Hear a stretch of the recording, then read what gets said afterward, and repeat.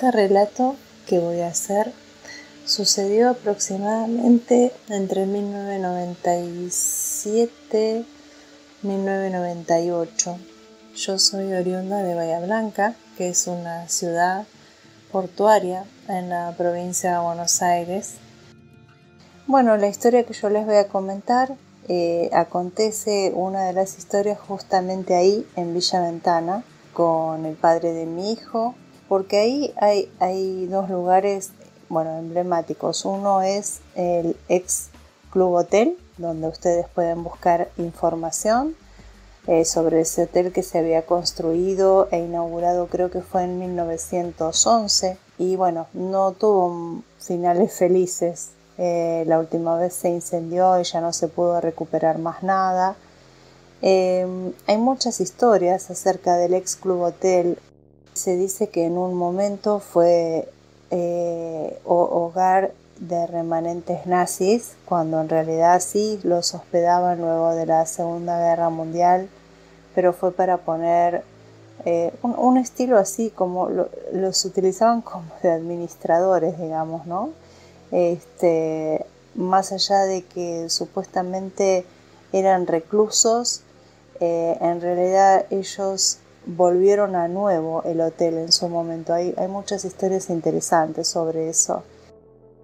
Ese hotel tiene todo tipo de historias macabras, historias de terror, porque bueno, el segundo punto de atención ahí es, uno puede ir a visitar las fuentes bautismales. Se dice que en esas fuentes bautismales, habría que buscar bien la historia, era donde bautizaban a los antiguos mapuches, y más arriba hay lugares donde se hacían todo tipo de ofrendas. Bueno, esto acontece con el padre de mi hijo todavía obviamente no había nacido. Un fin de semana él me dice si me gustaría acampar en ese lugar y subir a los cerros, y en realidad acampar en los cerros, no en el camping que está debajo. Bueno, yo accedo porque muchas veces había pernoctado con otros grupos de gente en ese lugar. Ese viernes que salimos de Bahía Blanca, yo había comprado, esto lo tengo que comentar porque más adelante es llamativo lo que pasó. Había comprado de esas linternas grandes que son tipo balizas, que llevan 6 pilas de las más grandes y se consumen rápidamente. Entonces, como días anteriores, pleno invierno, había llovido, yo sabía que iba a haber mucha nubosidad y que si íbamos a andar de noche en los cerros, porque habíamos salido muy tarde de la ciudad para ir rumbo a Villa Ventana, no íbamos a tener, más allá de que uno seguía con la luz de las estrellas, cuando llueve y encima está nublado, no ves por dónde vas y los resbalones son varios y las caídas. Entonces dije, bueno, vamos a llevar una linterna de las grandes como para poder ir viendo por dónde vamos. Nos metíamos campo traviesa con los pastos y los yuyales que nos llegaban pasando la rodilla, así que no veíamos dónde pasábamos. El primer paso era dejar el auto para llevar todo a cuestas en mochila de 20 litros en el camping de Villa Ventana. Es un lugar que se llama Camping Municipal, rodeado de árboles, es un pulmón. Hay momentos donde ni ves el cielo de tanta cantidad de árboles que hay, la verdad que muy lindo. Y bueno, de ahí nos fuimos caminando, que es más o menos un poco más de 1 kilómetro. El primer lugar donde uno llega, el acceso es el ex Club Hotel. En ese momento no había ningún tipo de control. Es decir que hoy por hoy sí, las visitas son guiadas, hay controles, no te dejan pasar. En ese momento uno pasaba y nadie te paraba ni te decía nada. Y yo ya empecé a tener como un mal augurio, un mal presentimiento. Y miren lo que pasa acto seguido. Llegamos al ex Club Hotel, donde ya de por sí de noche es muy tétrico, porque yo les voy a pasar fotos después. Esa construcción abandonada que en un momento fue algo imponente, un coloso, donde venían gente de Europa a pasar sus vacaciones, pero no por 15 días. Estamos hablando de 1911, venían en vapores, en barco, a pasar 2 meses como mínimo. O sea, las mujeres con sus criadas, traían los autos, o sea, estamos hablando de una época dorada en aquel entonces. Entonces ver cómo eso estaba en ruinas, uno se puede llegar a imaginar y puede llegar a evocar lo que ha sido en ese momento, ¿no? Estábamos descansando por el peso de las mochilas y en un momento de la nada, pero de la nada, salen detrás de unas arboledas porque la noche era tan oscura, tan negra, que apenas se veía a 3 metros de distancia. Y salen de la nada 2 hombres a caballo y se nos paran delante del camino. Entonces nosotros, que recién dejábamos las mochilas en la tierra mojada, yo conocía a uno de los cuidadores de esa estancia. Entonces tomé la palabra y les dije buenas noches. Ellos dicen buenas noches y uno de ellos dice ¿a dónde van? Entonces le digo no, vamos a ir a acampar arriba de las fuentes bautismales. ¿Habrá algún problema? Yo conozco a uno de los encargados del lugar, al señor Espósito, es lo que le dije en su momento. Entonces ellos hacen un silencio y me vuelve a hablar la misma persona y me dice lo único que le pedimos es que esta noche no hagan fuego porque no va a haber gente en el Abra. Hoy nadie va al Cerro Tres Picos, hoy no hay movimiento en los cerros. ¿Por qué me dijo eso? Porque ese lugar siempre se salvaguardó para que la gente no haga fuego, porque donde se prende fuego ahí un pino se empiezan a prender todos, y ha pasado de muchos incendios en Sierra de la Ventana y los bomberos no dan abasto, tienen que venir dotaciones de varias zonas regionales. Algo que me llamó la atención, que los caballos eran muy altos, pero muy altos, o sea, nosotros teníamos que mirar bien hacia arriba para dirigirnos a 2 sombras, porque realmente no los veíamos a la cara. Caballos muy altos y después estaban vestidos los 2 con una capa y un sombrero. Yo mientras hablaba con él pensaba, un sombrero de noche, que es lo que alcanzaba a ver, ¿para qué los querrán tener puestos, no? Pero bueno, qué sé yo, sobre gustos no hay nada escrito. Se los volví a reiterar yo de que iba a estar todo bien, que solamente íbamos a pernoctar y que no íbamos a hacer fuego. Entonces nos saludaron, nos agachamos a buscar las mochilas. Cuando nos levantamos, ellos ya no estaban en el lugar.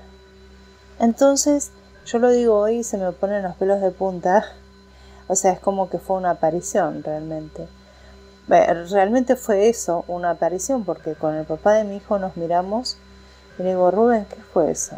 O sea, estoy soñando, y me dice, ¿cómo? ¿Y dónde están? Y yo le digo, pero lo único que hicimos fue agacharnos a buscar las mochilas. Ni siquiera se escuchó el sonar de, no sé cómo se llama el movimiento que hace el caballo cuando va pisando la tierra, pero ese sonido tan particular que hace el caballo al caminar, no se escuchó cuando se fueron. Y aparte es un segundo entre que bajamos la vista a buscar las mochilas hasta que levantamos la cabeza, bueno, pues ya no estaban. En ese momento yo le digo al padre de mi hijo, le digo, Rubén, no te enojes, pero yo no quiero continuar. A lo que él me dice, pero ¿cómo? Ya estamos acá, estamos a mitad de camino, no falta nada. Él ya había ido conmigo adentro de los cerros, a las fuentes bautismales, pero nunca había ido a pernoctar, y él estaba empecinado en pernoctar esa noche porque quería saber cómo era, porque nunca lo había hecho ahí. Sí había pernoctado en otros lugares, en la playa y demás, pero nunca en las montañas o en los cerros. Bueno, yo de muy mala gana le dije que no estaba de acuerdo con continuar, pero que sigamos. Como él sabía que yo conocía mejor el camino que él, porque había ido un montón de veces, él estaba en mis manos, digamos, que yo lo lleve a un lugar seguro. Bueno, empezamos a hacer el serpenteo por el arroyo para internarnos, y les puedo asegurar que nos pasó de todo. Era una noche fría, gélida. Creo que hacía 2 grados apenas, se nos congelaban los huesos, no había viento, había una helada terrible que estaba cayendo entre nosotros, sobre nosotros. Finalmente llegamos al lugar. Estamos hablando que salimos de Bahía a las 6 de la tarde y estábamos subiendo a las 12 de la noche. Terminábamos de subir al lugar para armar la carpa. Bueno, armamos la carpa, nos habíamos llevado fiambre, unos panes para hacer unos sándwiches y alguna gaseosa. Estábamos adentro de la carpa y nosotros generalmente nos llevábamos muy bien, pero esa noche por alguna razón empezamos a tener algún tipo de tirantez. Estábamos los dos como enojados el uno con el otro, así que estábamos tan enojados que cada uno se acostó dentro de su bolsa de dormir, vestidos porque incluso estábamos mojados, estábamos temblando de frío, no quedaba nada de batería en esa linterna y se nos estaba apagando. Así que él la apagó del todo y dijo: voy a dejar lo poco que queda, esta luz tenue, para que en caso de que la necesitemos, bueno, tengamos un poquito de luz. Bueno, estábamos los dos callados, cada uno ensimismado, pero escuchando los ruidos de afuera. Nosotros estábamos, vuelvo a decir, en un llano, teníamos una ladera y a mi derecha, hacia abajo, estaban las fuentes bautismales. En un momento empezamos a sentir un ruido como que bajaban de los cerros un montón de personas. O sea, cuando se escucha que alguien va bajando entre los cerros, que se van deslizando las piedras, ruidos, o sea, como botines, como mucha gente caminando y murmullos. Entonces yo le agarro la mano a Rubén y le digo: ¿Rubén, escuchás? Sí, me dice. Entonces, como era muy audible y muy notorio, los dos nos sentamos porque nos acordamos de lo que había dicho estos dos hombres que vimos, que no iba a haber nadie arriba de los cerros, y nos sobresaltó todo ese ruido. Entonces él, sentado, pregunta: ¿quién anda ahí? Nada. Silencio sepulcral. Nada, nadie contesta. Me mira y prende la linterna donde apenas quedaba un halo de luz. Nos volvemos a acostar y se vuelven a escuchar los ruidos, cada vez más cerca de la carpa. Estamos hablando que eran como si fuesen 8 personas caminando. Eran ruidos terribles, o sea, que escuchábamos pisadas fuertes. Y en un momento él vuelve a incorporarse, yo empiezo a temblar, lo que nunca me había pasado, nunca había tenido miedo. Esa noche tuve terror, me empiezan a castañar los dientes del miedo que tenía. Estábamos a más de 2 o 3 kilómetros del ex Club Hotel, que era un lugar también súper sombrío, donde no se podía pedir ayuda porque no hay nadie, y de ahí otro kilómetro hasta el camping. Estábamos metidos 4 kilómetros en la oscuridad total, sin ningún tipo de ayuda ni a quién recurrir. Entonces vuelve a preguntar quién vive y nadie contestaba. Entonces él, que es totalmente ateo, que no cree en nada, me mira, empieza a ponerse muy nervioso y se agarra la cabeza y dice: Claudia, ¿qué nos está pasando? ¿Qué es lo que nos está pasando? ¿Qué hay allá afuera? Y yo ahí pude recobrar un poco de mi parsimonia. Soy una persona muy tranquila, que siempre trato de llevarle seguridad a las personas. Trato de recobrarme y decirle: bueno, tranquilo, yo estoy haciendo mis oraciones. Yo creo que nos vinimos a un lugar equivocado en el momento equivocado. Por eso tuvimos, digamos, como el aviso ahí abajo. Se vuelven a escuchar los pasos cada vez más cercanos y más fuertes, pero como si fuese de una sola persona que estaba rodeando la carpa. Entonces el papá de mi hijo, que es un hombre de 1,90 m, de un cuerpo robusto, imponente, grandote, agarra toda la furia y dice: ya está, basta, yo voy a salir afuera de la carpa. Y agarra una de las, es como una estaca que para la carpa, un tirante, es como si fuese una lanza. Y yo le pedía, por favor, no salgas, no sabemos lo que puede haber afuera. Y yo lo acompaño con la linterna que apenas daba luz. Y cuando sale, estamos hablando de que abrió el cierre de la carpa y se estaban escuchando los pasos al lado, contiguos a la carpa. Y salimos y no había absolutamente nada. Nada ni nadie. En un llano donde no había nada. Ni siquiera una vaca o un animal que uno pueda pensar, bueno, hay un animal que está merodeando el lugar, porque puede ser muy habitual, es lugar de zorros, alguna vaca, incluso hasta pumas se ven, porque se han visto ahí, la gente va a cazar pumas, que es ilegal, pero lo hacen. Eso fue como más atemorizante, porque no sabíamos con qué nos íbamos a encontrar y nos encontramos con la nada misma. Entramos a la carpa ya sentados los dos, como que nos empezamos a poner más ropa, nos estábamos mirando y estábamos sabiendo lo que estábamos pensando, porque nos estábamos cambiando como para salir corriendo, así como lo cuento, ¿no? En ese momento me dice Claudia, ¿estamos teniendo una pesadilla o esto es real? Le digo, bueno, esto es real. Si una vez más llegamos a escuchar el ruido, me dice, sí, ya sé, nos vamos. Y bueno, en un momento nos recostamos porque se había calmado ese movimiento que escuchábamos, hasta que directamente empezamos a escuchar el ruido circundando la carpa y algo nos estaba arañando la carpa y hundía la tela. Se podía ver incluso. Bueno, ahí no lo dudamos, empezamos a gritar. Yo lloraba del terror y nada, directamente salimos, no vimos nada. Creo que si habíamos tardado media hora en armar la carpa, en menos de 10 minutos la desarmamos como pudimos. Es más, nos quedaron cosas arriba. Metimos todo como pudimos adentro de las mochilas. En plena oscuridad ya directamente la linterna no alumbraba. Y en ese momento se entra a levantar un viento, pero era un viento que nos tiraba para afuera de los cerros. O sea, como que nos ayudaba a salir. Lo cuento y me da frío ahora. Entonces empezamos a correr y lo que nunca el papá de mi nene siempre había sido muy caballero y siempre me esperaba a mí. En este momento él corría hacia adelante y lloraba y gritaba del susto que tenía y yo tenía que ir de atrás. Golpes, caídas, machucones, nos pasó de todo porque nos caíamos en el arroyo, porque sentíamos que había una presencia que nos estaba corriendo, así como lo digo.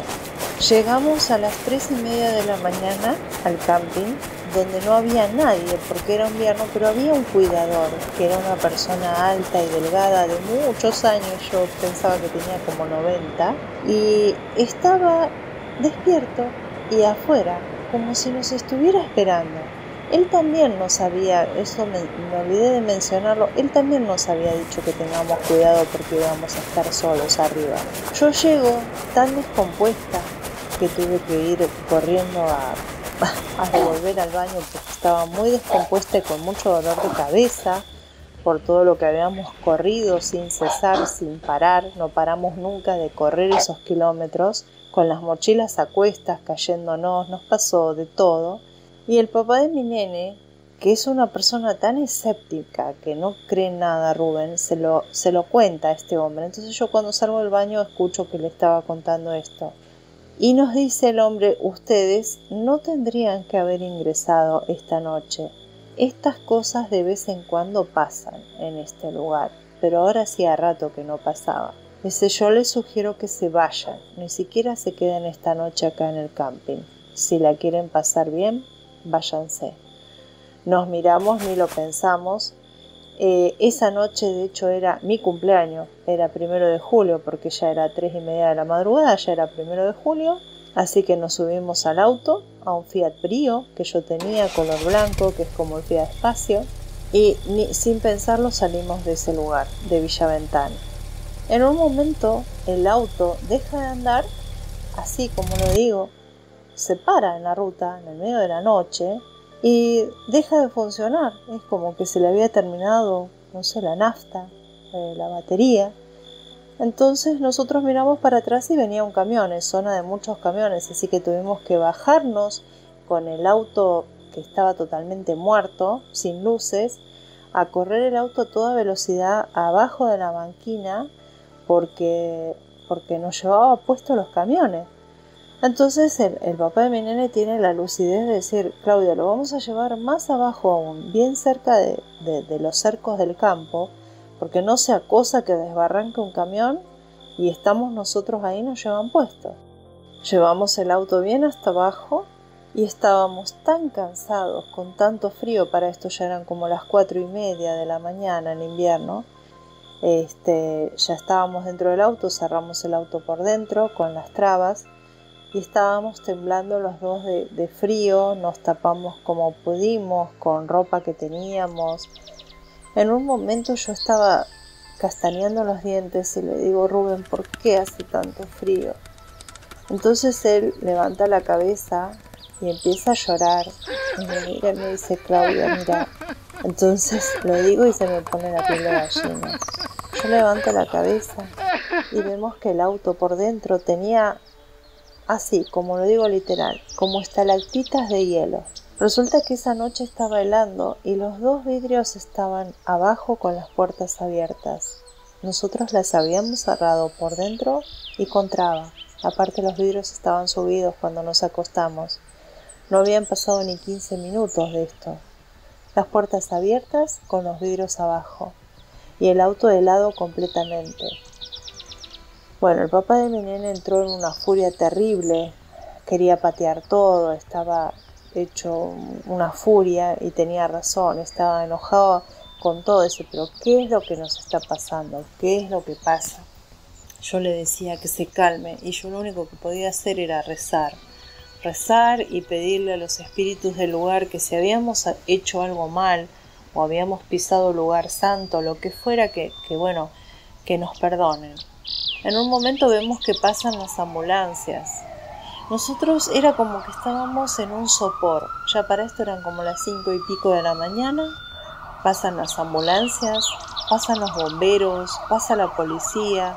Y nosotros lo único que podíamos hacer era levantarnos así, apenas mirar por las ventanillas del auto y seguir durmiendo. Estábamos en un estado de sopor terrible, de pesadilla.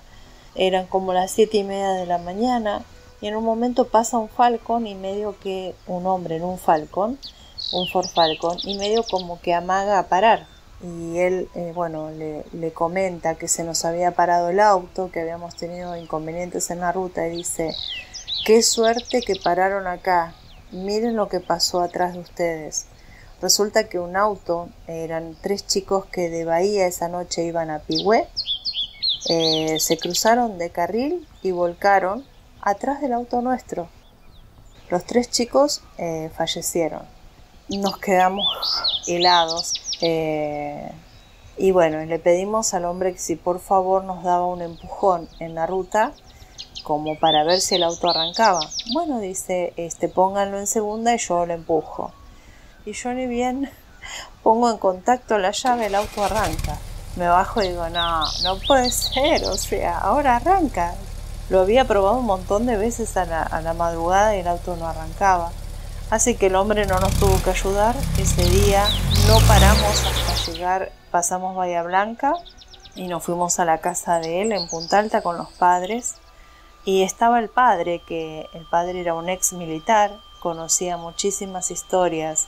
Y él, mientras nos preparaba un café, se llamaba Dino, que en paz descanse. Los dos le contamos la historia y él dice: quédense tranquilos porque yo sí les creo, porque yo he visto muchas de esas cosas. Mucha gente me ha dicho luego que el lugar donde nosotros habíamos pernoctado era justamente el cementerio de los mapuches. No sé si había sido así, si algo molestó, si fuimos en el momento o el lugar equivocado, pero lo que era nos siguió hasta que salimos prácticamente no solamente de Villa Ventana, sino llegando casi a Bahía Blanca. Esa es una de las historias más feas que puedo contar, porque tardé mucho tiempo en recuperarme de las noches de pesadillas y recordar todo eso que nunca me había pasado en ese lugar. Después averiguando, bueno, aparentemente han pasado cosas muy, muy bravas ahí. Gracias por escucharme.